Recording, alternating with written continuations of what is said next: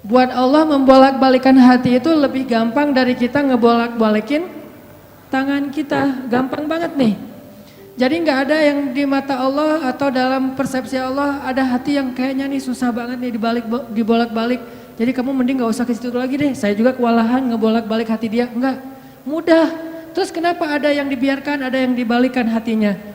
Karena ada yang pantas, ada yang tidak pantas. Jika kita sudah punya kepantasan, Allah akan balikan hati kita kepada kebaikan. Allahumma habib ilainal iman wa zayyinhu fi qulubina wa karrih ilainal kufra wal fusuqa wal isyan waj'alna minar rasyidin. Hafal doa itu? Nanti cari di YouTube lah ya. Ya Allah, jadikan kami cinta kepada amal soleh dan jadikan rasa cinta itu indah di dalam hati kami. Jadikan kami benci kepada dosa dan jadikan kami termasuk orang-orang yang mendapat petunjuk. Allah bolak-balikan. Gitu juga dengan hati calon mertua. Gimana pun dia ngeblok, nggak boleh masuk lah, gerbangnya digembok segala macam. Cuma gerbang. Mau 1000 lapis gerbang, kalau hatinya dibalikin, hilang semuanya tuh. Gampang banget kan? Buktinya malam ini nih.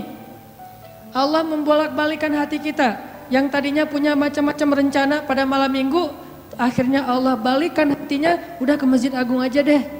Bukan karena saya, bukan karena pemuda hijrah, bukan karena teman-teman panitia, tapi karena Allah mengikat hati kita, mengarahkan hati kita untuk bisa datang ke masjid. Sehingga ribuan anak muda tiba-tiba memakmurkan dan meramaikan majelis ilmu. Kalau di ribuan orang aja bisa Allah bolak-balikan hatinya, apalagi cuma satu orang. Ya, ada berapa ribu sekarang? 15.000? Lebih nih Masjid Agung ini daya tampungnya berapa? 10.000 ya? Sampai keluar. Berarti sekitar 20.000. Ini benar-benar sesuai dengan yang dulu banget saya harapin 2 tahun yang lalu bisa ngalahin Tomorrowland. Minimal DWP lah ya.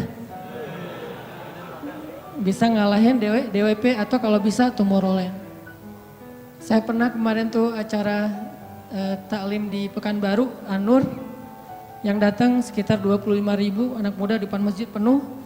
Malam yang sama ada acara juga di mall, tapi acaranya sepi, yang taklimnya rame. Masya Allah. Habis itu baru ke mall. Tetap aja sama-sama rame. Intinya teman-teman mudah buat Allah. Sama kayak Allah membolak-balikan hati Nabi Muhammad, mertuanya Ali bin Abi Thalib. Padahal udah yang datang itu kurang keren apa coba? Abu Bakar. Secara fisik terkenal Abu Bakar itu orangnya putih, nggak terlalu gemuk, jadi badannya tuh bagus. Terus orangnya dermawan, akhlaknya paling mulia dan nggak pernah syirik sejak zaman jahiliyah. Di antara sahabat Nabi yang gak pernah melakukan dosa syirik sejak zaman jahiliyah, Ali dan Abu Bakar. Malah Abu Bakar tuh waktu kecil pernah diajak sama ayahnya untuk nyembah patung. Begitu ayahnya selesai ibadah nyembah patung pergi, itu patung diludahin sama Abu Bakar. Dilemparin kotoran sama Abu Bakar. Apa sih lo patung doang masa disembahin? Kalau lo bisa balas gua, coba lo balas, dilemparin. Ternyata gak balas. Dari kecil juga Abu Bakar itu udah gak pernah syirik. Orang yang sangat terjaga, hanif. Dan julukannya juga sama dengan julukan Nabi Ibrahim, Siddiq. Wadhkur fil kitab Ibrahim innahu kana siddiqan nabiyya. Ibrahim Siddiq, Abu Bakar Siddiq, sama nih. Bahkan Nabi sering membandingkan Abu Bakar sama Ibrahim. Engkau wahai Abu Bakar seperti Ibrahim. Engkau wahai Umar seperti Musa. Ya iyalah Umar ya. Musa kan gak sengaja noel orang langsung meninggal kan ya. Ngelihat Bani Israel agak ramai gitu lagi mau gelut sama orang Kipti. Karena Musa kasihan kepada Bani Israel yang lemah, akhirnya dia cuma ditakol dikit lah si orang Kipti ini teh. Cuma apaan sih lo? Meninggal.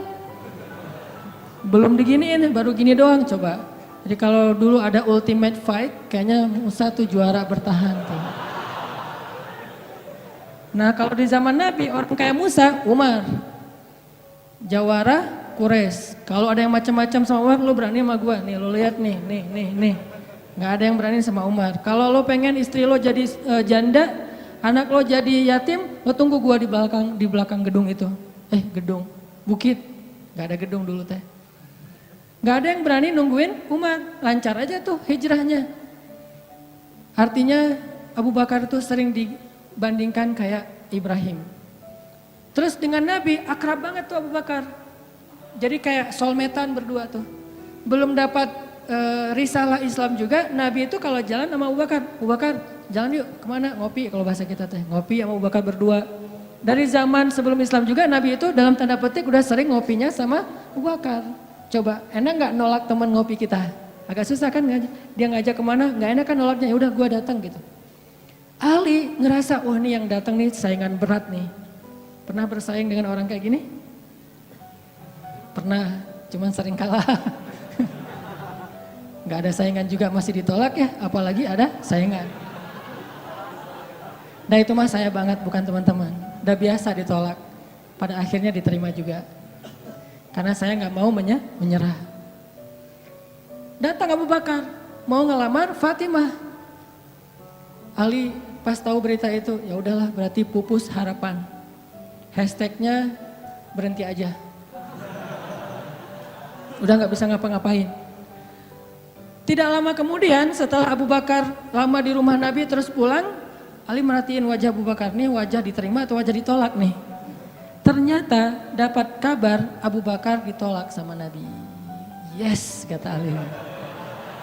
Abu Bakar ditolak sama Nabi. Cuman sisi lain, Ali makin gak pede. Kalau Abu Bakar aja ditolak, siapa saya? Bahkan lebih ditolak lagi. Jangan-jangan belum sampai di pintu juga, udah Ali pulang aja deh. Abu Bakar aja ditolak. Yang kurang apa coba? Akhlak luar biasa, agama terbaik, bahkan umat Islam paling baik imannya tuh dan amal solehnya Abu Bakar. Gak ada tandingan lah. Mau ngelihat surganya di akhirat. Orang kaya di dunia dan kaya di akhirat tuh Abu Bakar tuh. Ada orang yang di dunia miskin, di akhirat kaya. Di akhirat miskin, di dunia kaya. Kalau Abu Bakar, dunia akhirat kaya.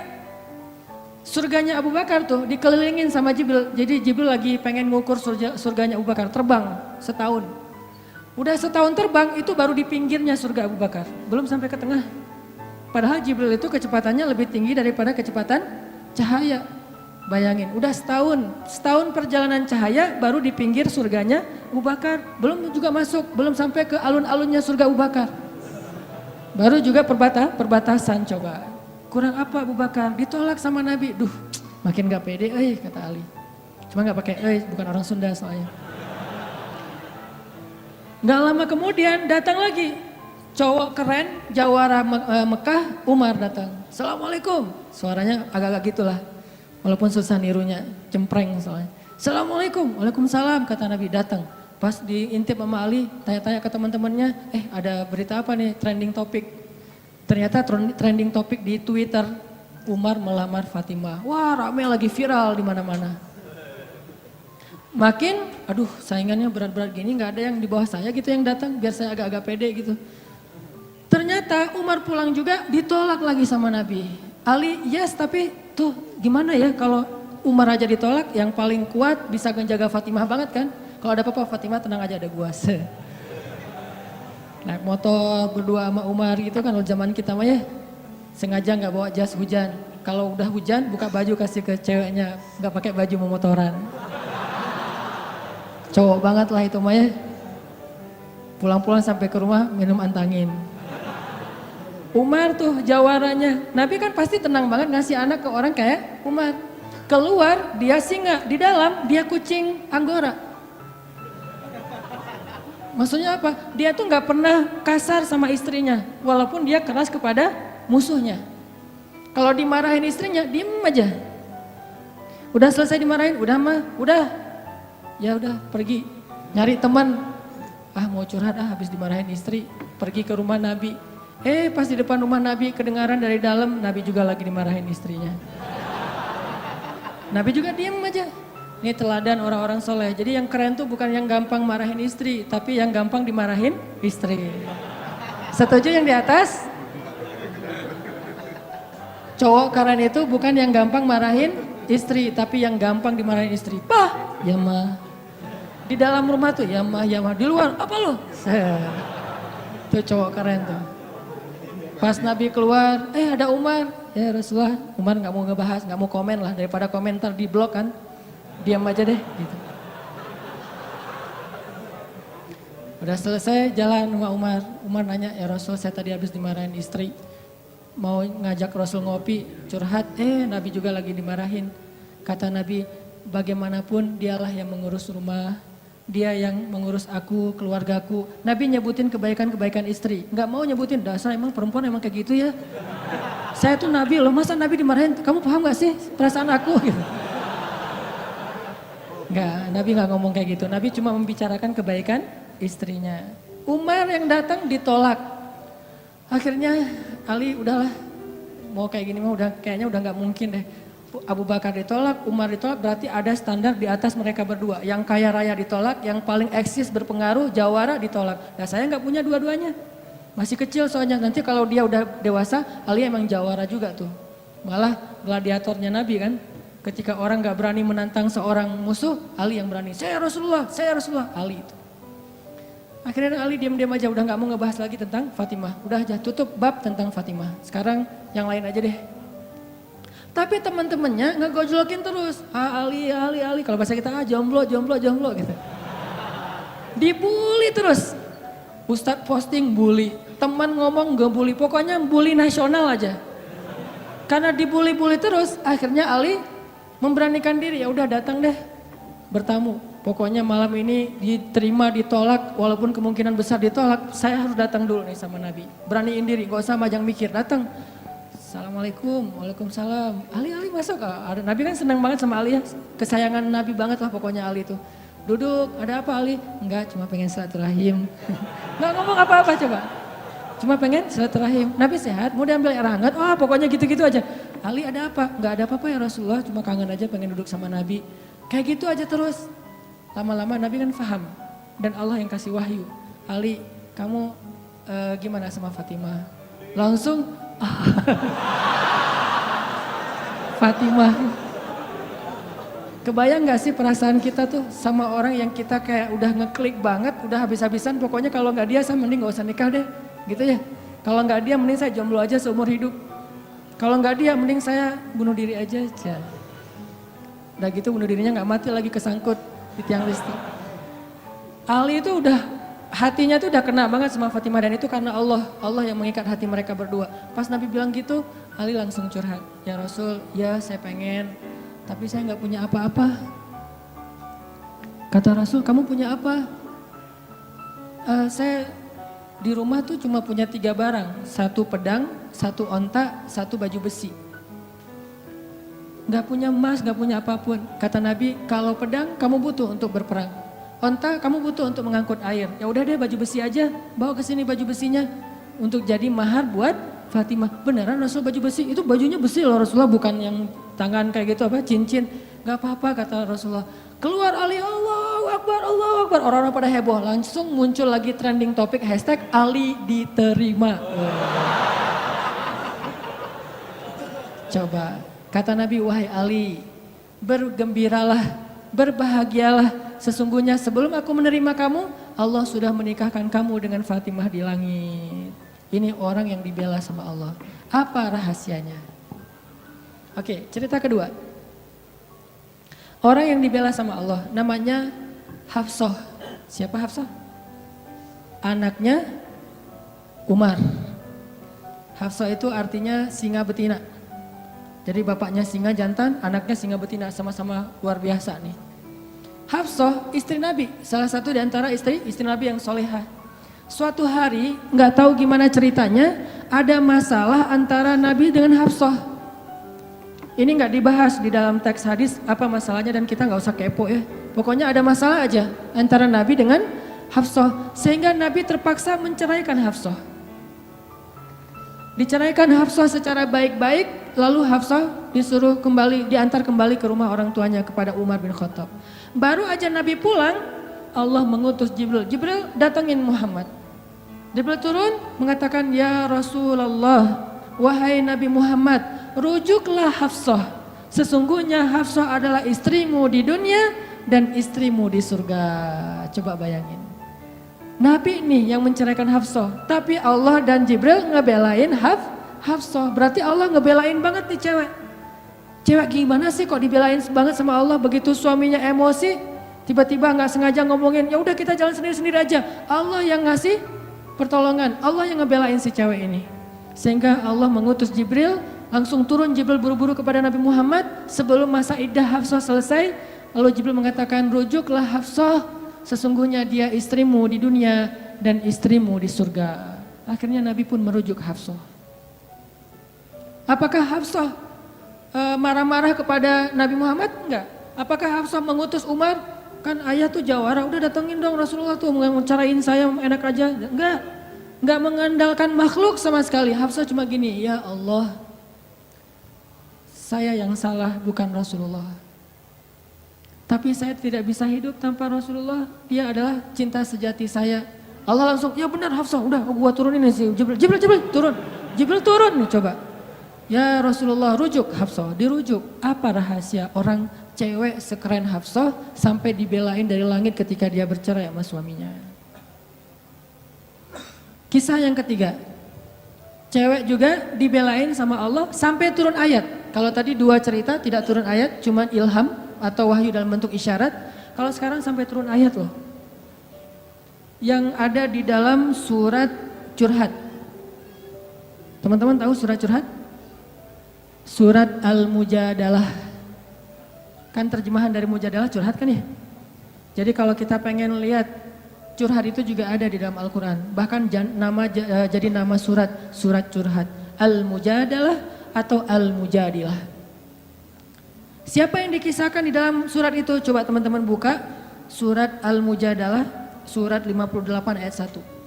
Yang punya aplikasi Al-Quran di handphonenya, coba buka surat 58 ayat 1, Al-Mujadalah. Kita lihat nih, gimana Allah ngebelain seorang cewek yang disebut di dalam ayat itu. Saya bacain ya. A'udzu billahi minasy syaithanir rajim. Yuk bareng-bareng.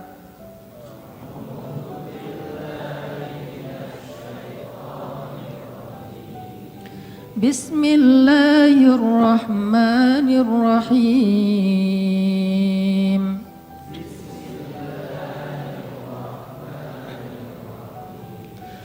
Qad sami'a Allahu qawla allati tujadiluka fi zawjiha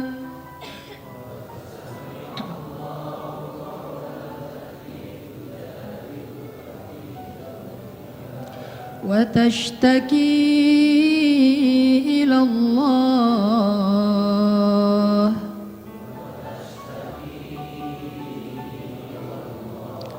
wallahu yasma'u tahawurakuma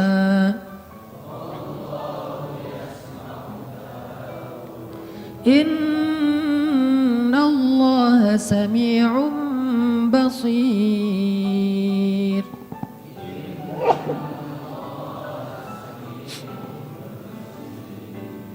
Sungguh Allah telah mendengar ucapan seorang perempuan yang meminta nasihatmu tentang suaminya. Dan dia curhat kepada Allah. Dan Allah mendengar percakapan kalian berdua. Sesungguhnya Allah maha mendengar, lagi maha melihat. Siapa cewek ini? Namanya Khawlah bintu Tha'labah. Namanya Khawlah, catat tuh. Biar kita kalau ngegosip, gosipnya tentang sahabat. Siapa istri Nabi ini gosip ya? Tapi gosip yang benar. Siapa istri Nabi yang pintar masak? Jarang dengar kan? Istri Nabi yang pintar masak namanya Zainab. Ummu Salamah. Istri Nabi yang pintar masak namanya Ummu Salamah. Kalau di zaman kita mah jadi Ummu Salamah Cake, punya brand. Pokoknya kalau Ummu Salamah udah masak, Nabi itu senang banget. Masakan kesukaan Nabi itu dimasakin sama Ummu Salamah. Nah sekarang kita ngebahas cewek lain nih yang dibela sama Allah pas dia lagi ada masalah dengan suaminya, namanya Khawlah bintu Tha'labah. Apa yang terjadi? Khawlah tuh diuji dengan punya suami pemarah. Orangnya tuh gampang bete, gampang marah-marah. Pokoknya kalau udah jalan sama suaminya, di jalan dia marah-marah aja. Sama supir angkot marah, sama motor marah, marah aja kerjaannya. Dasarnya orang gak bisa nyetir, dasarnya angkot, dasar. Kerjaannya marah-marah. Dan kalau istrinya salah dikit, dimarahin sama suaminya. Sampai suatu saat, saking suaminya ini udah marah dan emosi banget, suaminya pun menzihar khaulah. Apa menzihar? Menzihar itu menyebutkan istri seolah-olah jadi ibu sehingga dia menjadi haram buat suaminya, kayak ditalak 3 gitu. Kamu buat saya seperti ibu saya, berarti udah nggak bisa lagi jadi suami istri, udah jadi kayak ayah ibu dan anak. Itu tradisi Arab jahiliyah. Nah gara-gara dia dizihar sama suaminya, dia kan bingung. Terus kalau saya udah digituin, apakah saya masih boleh serumah sama suami saya? Masih boleh tidur bareng dengan suami saya? Kan bingung nih. Minta nasihat dan fatwa kepada kiainya. Waktu itu adalah Rasulullah SAW. Datang nih kaulah ke Nabi dalam wajah yang sedih. Baru dizihar, ditalak 3 sama suaminya, dia datang, ya Rasulullah. Apa hukum seorang suami yang mengatakan kepada istrinya, engkau bagiku seperti punggung ibuku. Artinya udah gak halal lagi. Nabi mengatakan kalau gitu engkau wahai Khawlah sudah cerai dengan suamimu. Udah gak bisa lagi bareng. Bersabar wahai Khawlah. Akhirnya Khawlah pun pulang dalam keadaan sedih. Dia curhat kepada Allah, ya Allah. Memang suami saya itu banyak salahnya. Memang suami saya itu pemarah. Tetapi dialah cinta pertama saya. Coba, ketulusan cinta cewek. Dialah cinta pertama saya. Dan dia gimana bisa hidup, siapa yang akan ngerawat dia kalau dia menceraikan saya? Selama ini yang ngerawat dia cuma saya. Ya Allah bagaimana ini? Watashtaki ilallah.